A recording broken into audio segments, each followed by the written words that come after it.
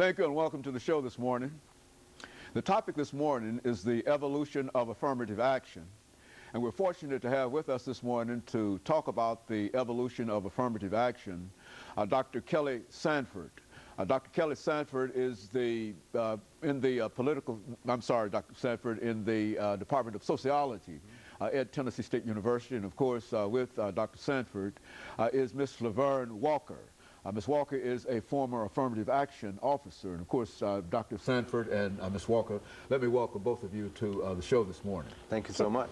And to talk about a very, very controversial topic, and that is affirmative action. But I think that we'll have an opportunity today with the knowledge that the two of you bring to this particular topic to talk about how this whole idea of affirmative action, that is having what might be called a level playing field, how this whole concept evolved. And Dr. Sanford, let's start off by having you, and then after you, Ms. Walker, to give us some information about your background, your education, and some of the things that were important in terms of bringing you here, and as well as Ms. Walker, and then we'll get into affirmative action and how it has evolved. Okay, very good. And I would like to thank you again for having us both here today. This is a very important issue. I am, again, EKSanford, Associate Professor in the Department of Sociology at Tennessee State University.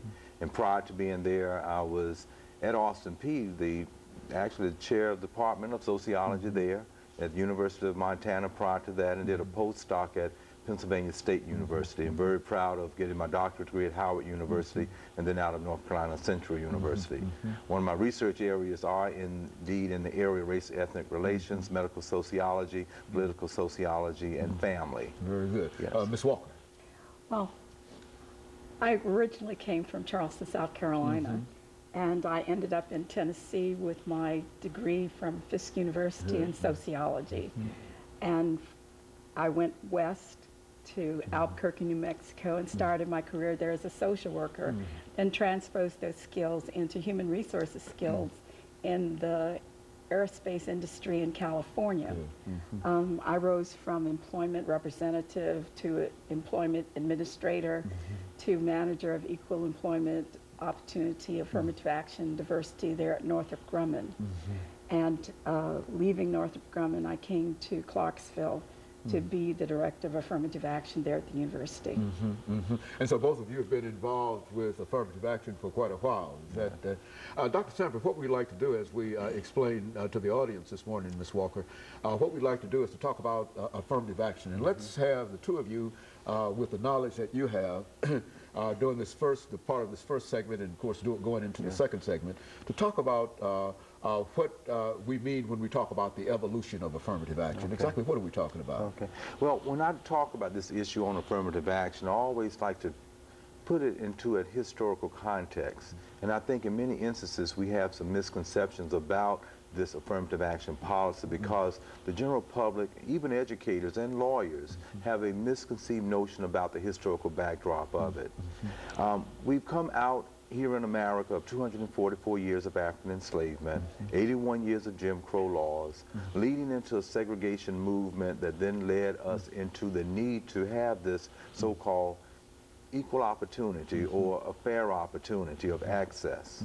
And throughout that first 100 years, I would say around 1640 is quite unusual, but Dr. Kenneth Stamp, in his book entitled The Peculiar Institution, looked at this 1640 as a time when indentured servitude was present here in America.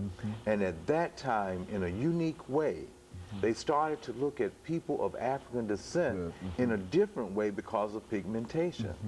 And from that time on, leading into the Dred Scott case of 1857, the Civil War, leading into another landmark Supreme Court decision of 1896 with Plessy versus Ferguson that made things so-called separate and equal, and we all know it was indeed unequal. That then led to one of the shows that you've done in depth, the 1954 Brown versus Board of Education. And it was out of that time period that Reverend Dr. Martin Luther King galvanized the country into this civil rights movement that brought about a lot of change. And with that, people were coming to the table, trying to give some thought to how can we give some type of opportunity to those that had historically been denied opportunity. Okay, and of course, Dr. Sanford, we're getting ready for our first commercial break.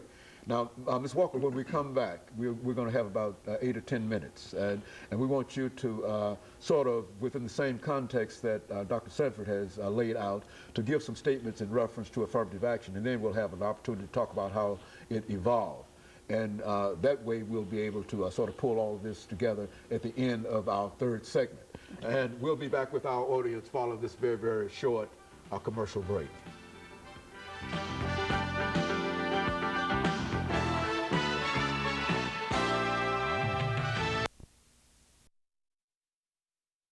The topic is the evolution